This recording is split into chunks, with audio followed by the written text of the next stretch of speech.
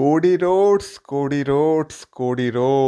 কি করলে বাবা তুমি হারবে একটু আমায় বলবে? কারণ কোডি রোডসকে হারানো সত্যি এই মুহূর্তে দাঁড়িয়ে ইম্পসিবল হয়ে গেছে। যদিও আজকে আমার রেজাল্ট নিয়ে কোনো প্রবলেম নেই, কারণ আমি তো চ্যানেলে বারবারই বলে আসছি যে এই মুহূর্তে যদি কেউ কোডি রোডসের কাছ থেকে টাইটেল নিতে পারে সেটা একমাত্র দ্য ভাইপার র্যান্ডি অর্টন নিতে পারে, তাছাড়া কেউ নিতে পারবে না।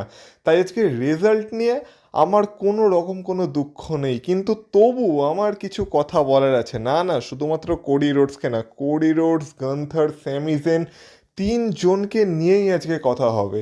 আর তার সাথে সাথে আজকে স্ম্যাকডাউনকে নিয়েও কথা হবে, কারণ আজকে স্ম্যাকডাউন অনেক দিন পর দেখে মনে হয়েছিল যে হ্যাঁ, আজকের স্ম্যাকডাউনে দেখার মতো কিছু বিষয় আছে।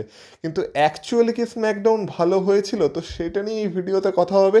তাই ভিডিওটা পুরোটা দেখো, স্কিপ করো না, কারণ তোমরা দেখছো Rachel entertainer. So let's start the entertainment.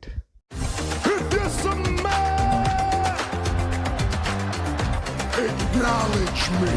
Acknowledge me. You there, sitting at home. Acknowledge me.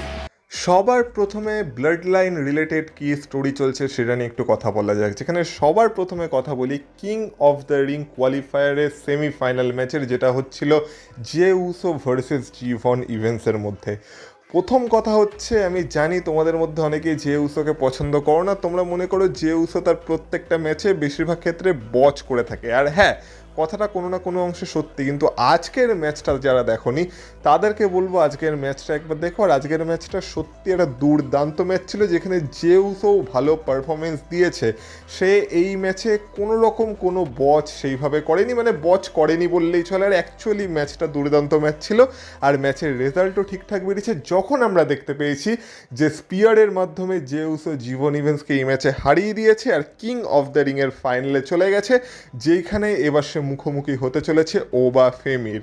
কিন্তু যেমন বললাম, ম্যাচটা দুর্দান্ত ছিল। দুজন যারা এই ম্যাচে ছিল দুজনই ভালো পারফর্ম করেছিল। আর জীবন ইভেন্টসের ট্যালেন্টের দিক থেকে তো কোনো সন্দেহই নেই।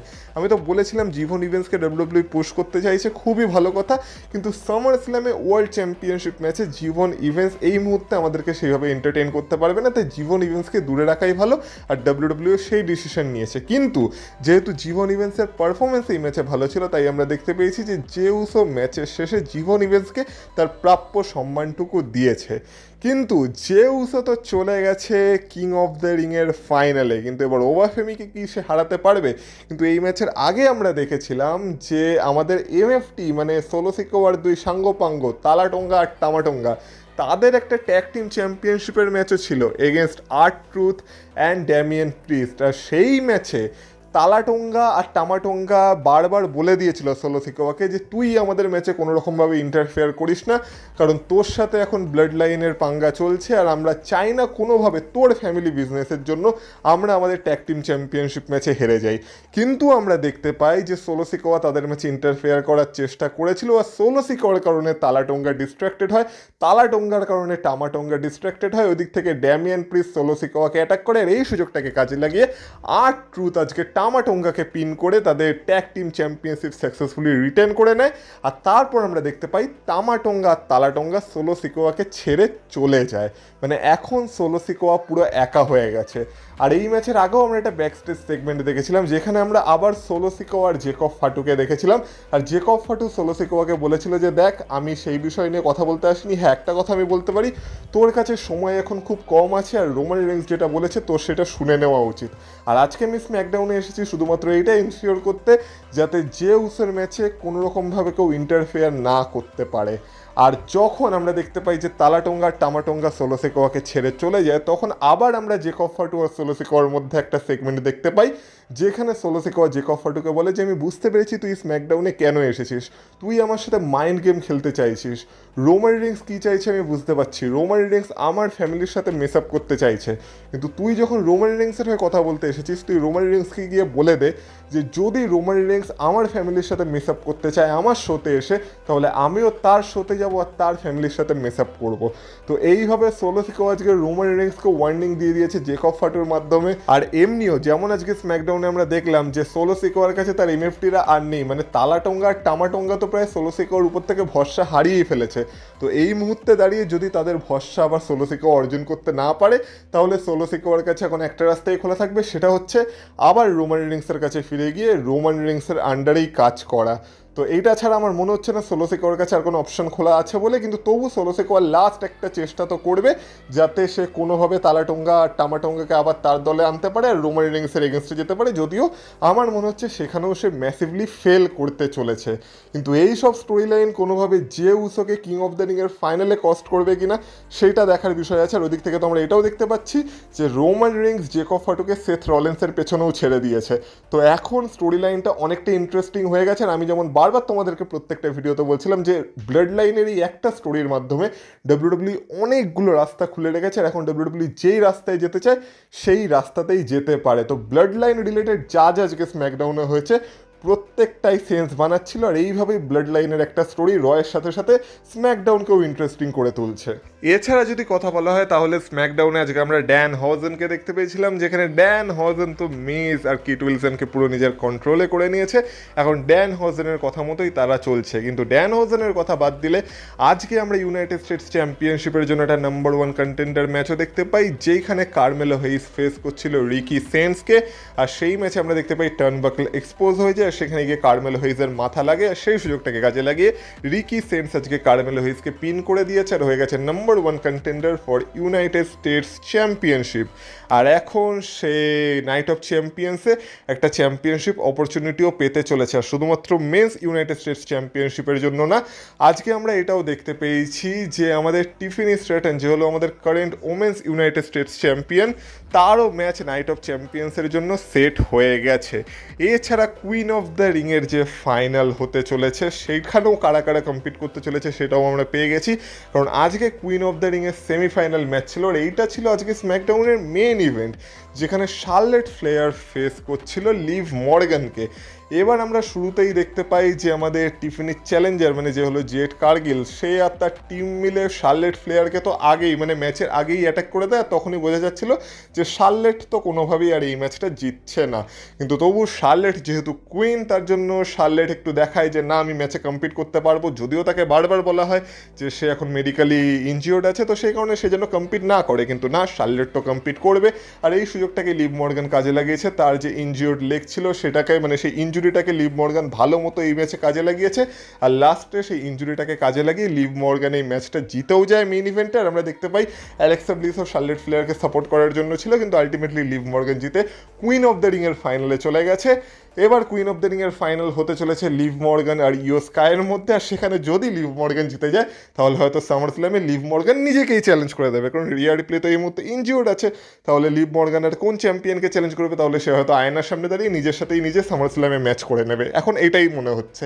তো সেটা তো আমরা নাইট অফ চ্যাম্পিয়ন্সে দেখতে পাবো, কিন্তু প্রথম কথা হচ্ছে এই ম্যাচটা মানে এই যে শার্লেট আর লিভ মর্গানের ম্যাচটা, এটা আজকে স্ম্যাকডাউনের মেন ইভেন্টে কেন ছিল? কোনো সেন্স আছে এই কথাটার? কারণ এই ম্যাচটা কোনোভাবেই আজকে স্ম্যাকডাউনকে অন্তত মেন ইভেন্ট করার ডিজার্ভ করে না, যেইখানে আমরা জেউস ও জীবনী মেন্সের ম্যাচ দেখতে পেয়েছি। আচ্ছা, এই ম্যাচটাকে ছেড়ে দাও, যেইখানে আমরা আমাদের চ্যাম্পিয়ন, আমাদের আনডিসপিউটেড চ্যাম্পিয়ন কোডি রোডসের ম্যাচ দেখতে পাচ্ছি, যেখানে কিনা কোডি রোডস তার ওয়ার্ল্ড চ্যাম্পিয়নশিপকে ডিফেন্ড করছে, তাও কিনা একটা এমন ম্যাচে যেই ম্যাচে স্যামি জেন হচ্ছে স্পেশাল গেস্ট রেফারি, আর সেই ম্যাচের জন্য কোনো কমার্শিয়াল ব্রেকও রাখা হয়নি, মানে অ্যাড ফ্রি ম্যাচ হতে চলেছিল। আর এই ম্যাচটা নাকি স্ম্যাকডাউনকে মেন ইভেন্ট করছে না, এই ম্যাচের উপরে গিয়ে স্ম্যাকডাউনকে মেন ইভেন্ট করছে কে? লিভ মর্গান আর শার্লেট ফ্লেয়ার। তো এখান থেকেই বোঝা যাচ্ছে যে কোডি রোডসের সম্মান কতটুকু বেঁচে আছে স্ম্যাকডাউনে, আর as a champion Cody Rhodes কেমন কাজ করছে। মানে ভাবো, মেন চ্যাম্পিয়ন, যে এখন স্ম্যাকডাউনের মেন চ্যাম্পিয়ন, সে তার চ্যাম্পিয়নশিপ ডিফেন্ড করছে, তাও স্ম্যাকডাউনে। মানে প্রথমবারের জন্য তোমরা রোমান রিংসের কথা ভাবো, আমরা তো এটা এখন কল্পনাই করতে পারি না যে রোমান রিংস তার ওয়ার্ল্ড হেভিওয়েট চ্যাম্পিয়নশিপ কোনো রয়ের এপিসোডে বা কোনো র্যান্ডাম এপিসোডে ডিফেন্ড করবে। আমরা জানি রোমান রিংস কোনো চ্যাম্পিয়নশিপ ডিফেন্ড করলে সেটা কোনো প্রিমিয়াম লাইভ ইভেন্টে বা কোনো স্পেশাল এপিসোডে কি মানে স্পেশাল যে শোগুলো হয় যেমন স্যাটারডে নাইটস মেন ইভেন্ট, এই টাইপের কোনো শোতে গিয়ে ডিফেন্ড করবে। সেখানে কোডি রোডস সে তার আনডিসপিউটেড ডাব্লিউডাব্লিউই চ্যাম্পিয়নশিপ ডিফেন্ড করছে স্ম্যাকডাউনের এপিসোডে, তাও সেটা নাকি মেইন ইভেন্ট করছে না। আর কোডি রোডসের ফ্যান্সরা এটা স্বপ্ন দেখছে যে রোমান রিন্স কোনো শোতে থাকলে সেই শো নাকি কোডি রোডসের মেইন ইভেন্ট করা দরকার। তো তোমরাই এখানে দেখানো, আমি কিছু বলছি না, ডাব্লিউডাব্লিউই নিজেই দেখিয়ে দিয়েছে যে কার স্থান কোথায়। এবার প্রথম কথা, যেমন আমি বললাম এই ম্যাচে আমি তিনজনেরই কথা বলবো। তো স্যামি জেন, প্রথমে এই ম্যাচটার কথাই একটু বলা যাক। তো এই ম্যাচে আমরা কি দেখতে পাই? প্রথমে তো এই ম্যাচে আমরা দেখতে পাই যে স্যামি জেন যেহেতু স্পেশাল গেস্ট রেফারি ছিল, তাই নিজের রেফারি হওয়ার পুরো সুবিধা তুলেছে স্যামি জেন। আর মাঝখানে গান্থারের সাথে তার একটু মারামারি কাটাকাটি লেগে যায়, যেখানে গান্থার স্যামি জেনের উপর হাত তুলে দিয়েছিল, যার ফলে একটা নতুন রেফারিকেও আসতে হয়। কিন্তু সেই রেফারি যখন গান্থারকে ম্যাচটা প্রায় জিতিয়ে দিচ্ছিল, তখন আমরা দেখতে পাই স্যামি জেন সেই রেফারির পা ধরে বাইরে টান মারে, আর তারপর স্যামি জেন নিজে আবার এই ম্যাচে ইন্টারফেয়ার করে। আর তখন যখন গান্থার আর কি রিং রূপের সাহায্য নিয়ে কোডি রোডসকে পিন করতে যাচ্ছিল, তখন স্যামি জেন তার হাতে লাথি মারে, আর সেই সুযোগটাকে কাজে লাগিয়ে কোডি রোডস গান্থারকে রোল আপ করে দেয়। আর স্যামি জেন খুব তাড়াতাড়ি 1-2-3 কাউন্ট করে, আর এইভাবে গান্থার এই ম্যাচে হেরে যায়, আর কোডি রোডস তার চ্যাম্পিয়নশিপ ডিফেন্ড করে নেয়। এবার কোডি রোডস তো পৃথিবীর সব থেকে ভালো মানুষ, তাই কোডি রোডস তো এইভাবে ম্যাচ অবশ্যই জিততে চাইবে না। তো আমরা দেখতে পাই গান্থার রিম্যাচের ডিমান্ড করে, আর তারপর কোডি রোডস বলে ঠিক আছে ম্যাচটাকে আবার শুরু করা হোক। তো ম্যাচটা রিস্টার্টও হয়, যেখানে আমরা দেখতে পাই গান্থার ব্যাকস্টেজে স্যামি জেনকে অ্যাটাকও করে দেয়। তো ম্যাচটা আবার শুরু হয়। এবার মনে হয় যে ঠিক আছে ম্যাচটা যখন শুরু হয়েছে এবার তো কিছু একটা হবে, এবার হয়তো টাইটেল চেঞ্জ হবে, কিন্তু না, এখানেও আমরা দেখতে পাই স্যামি জেন ইন্টারফেয়ার করে, গান্থারকে হিলোভা কিক লাগায়, তারপর রেফারিকে অ্যাটাক করে দেয়। তারপর গান্থারকেই হয়তো বেল্ট দিয়ে মারতে যাচ্ছিল, সেটা গিয়ে লাগে কোডি রোডসের উপর, আর তারপর ম্যাচটা পুরো বাজেভাবে শেষ হয়ে যায়। পরপর দুটো ম্যাচেই কোডি রোডস তার চ্যাম্পিয়নশিপ ডিফেন্ড করলো, কিন্তু দুটো ম্যাচেই প্রথমত গান্থার কোডি রোডসকে হারাতে পারলো না। আর স্যামি জেন কী করছে? এবার আমি যেমন বললাম তিনজনের কথা বলবো, তো এবার এক এক করে তিনজনের দিকে আসি। সবার প্রথমে কথা বলা যাক স্যামি জেনের। তো দেখো স্যামি জেনের তো আমরা জানি যে একটা কোটা আছে, যখনই সৌদি আরব থেকে কোনো শো হয় তখন সেখানে স্যামি জেন কোনো না কোনোভাবে ওয়ার্ল্ড চ্যাম্পিয়নশিপ পিকচারে চলেই আসে, এটা আমি তোমাদের আগেও বলেছিলাম। আর ঠিক এখানেও আমরা দেখতে পেয়েছি যখন এই ম্যাচটা এরকম বাজেভাবে শেষ হয়েছে আর গান্থার যখন আবার নির্লজ্জের মতো আরেকটা রিম্যাচের ডিমান্ড করেছে, তখন লাস্টে আমরা দেখতে পাই কোডি রোডসই বলেছে নিকলডিসকে যে নাইট অফ চ্যাম্পিয়ন্স একটা ট্রিপল থ্রেট ম্যাচ করতে, যেটার সম্ভাবনা আমরা আগের সপ্তাহ থেকেই লাগিয়ে বসেছিলাম, যেটা হচ্ছে Cody Rhodes versus Gunther versus Sami Zayn, যেটা হবে নাইট অফ চ্যাম্পিয়ন্সে। এবার স্যামি জেনের তো না হয় একটা সৌদি আরেবিয়া কোটা আছে, তো তার জন্য সে ওয়ার্ল্ড চ্যাম্পিয়নশিপের জন্য সুযোগ পেয়ে গেছে। আর আজকে এমনিও আমরা যে উসোর সাথে ব্যাকস্টেজে দুটো সেগমেন্ট দেখেছিলাম, যেখানে একটাতে তার সাথে কোডি রোডসের সেগমেন্ট হয়েছিল, যেখানে কোডি রোডস যে উসোকে বলছিল যে আর মাত্র একটা ম্যাচ বাকি, তারপর তুই কিং অফ দ্য রিং জিততে পারিস, আর যে উসো বলছিল যে যদি আমি কিং অফ দ্য রিং জিতি তাহলে তো সামারস্ল্যামে আমি তোকেই ফেস করতে আসবো। আর তারপর তার সাথে স্যামি জেনেরও একটা সেগমেন্ট হয়, যেখানে তাদের মধ্যে যেহেতু পুরনো ইতিহাস আছে, তারা যেহেতু ব্লাড লাইনেরই পার্ট ছিল, তো স্যামি জেনও বলে যে ফ্যামিলিকে আমার হাই বলতে, আর তার সাথে স্যামি জেন তাকে এটাও বলে যে আমি জানি তুই কিং অফ দ্য রিং জিততে পারিস, আর তুই যদি কিং অফ দ্য রিং জিতে যাস তাহলে তুই এটা মনে রাখিস তুই যাকে ফেস করতে চলেছিস সামার স্ল্যামে সেটা কোডি রোডস হবে না, কারণ আমি নতুন চ্যাম্পিয়ন হতে চলেছি আর আমাদের মধ্যে ম্যাচ হতে চলেছে। তো জেউসো বলে ঠিক আছে যা হবে দেখা যাবে, কিন্তু সামার স্ল্যামে তো আমি জিতবো, এই বলে জেউসো বেরিয়ে গেছিলো। তো স্যামি জেনের না হয় একটা সৌদি আরেবিয়া কোটা আছে, তো সেই কারণে স্যামি জেন এই ম্যাচে ঢুকে গেছে, ঠিক আছে এটা মানা যায়। গান্থার কি করছে?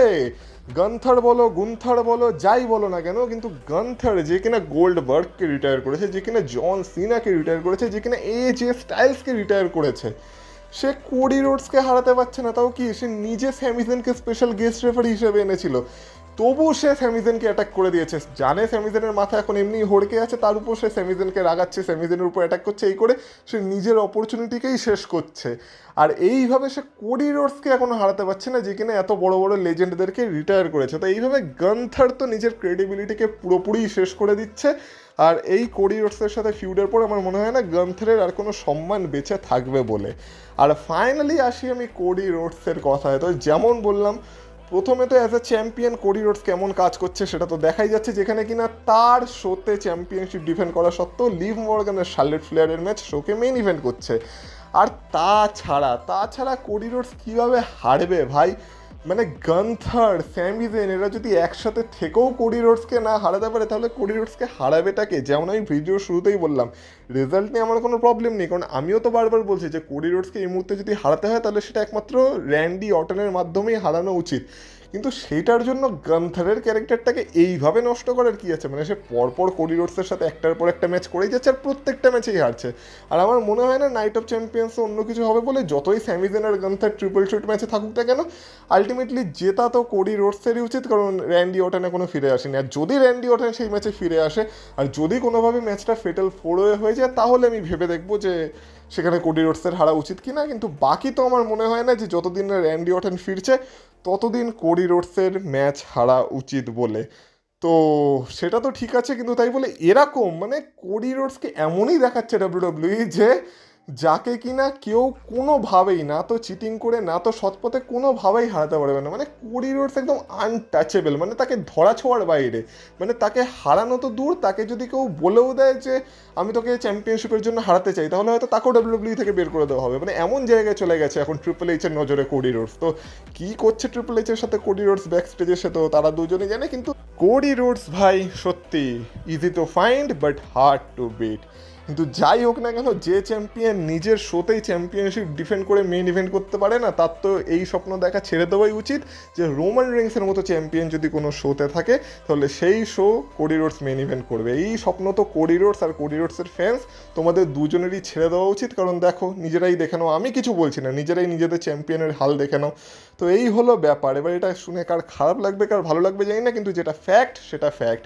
বাকি আজকে স্ম্যাকডাউন তোমাদের কেমন লাগলো অবশ্যই কমেন্ট বক্সে কমেন্ট করে বলো। যদি ভিডিওটা ভালো লাগে থাকে ভিডিওটা তো অবশ্যই লাইক করে দিও। আর কোডি রোডস ফ্যান্স, আমি কিন্তু তোমাদের এগেনস্ট না, তোমরাও জানো যে আমি এই চ্যানেলে কোডি রোডসকেও অনেকবার ডিফেন্ড করেছি, কিন্তু যেটা চোখের সামনে দেখা যাচ্ছে সেটাকে আমি কীভাবেই বা অস্বীকার করি। তো দেখো, আশা করি ব্যাপারটা তোমরা বোঝার চেষ্টা করবে। আর তোমরা যদি আমাকে ইনস্টাগ্রাম আর ফেসবুকে ফলো করতে চাও, তার লিঙ্ক পেয়ে যাবে তোমরা ভিডিও ডিসক্রিপশন বক্সে। তো সেখান থেকে তোমরা আমাকে ফলো করে আসতে পারো। আর সব বিষয়ে তোমাদের মতামত অবশ্যই আমাকে কমেন্ট বক্সে কমেন্ট করে জানিও। আর তোমাদের সাথে কথা হবে আবার পরের ভিডিওতে। ততক্ষণ তোমরা ভালো থেকো, টাটা।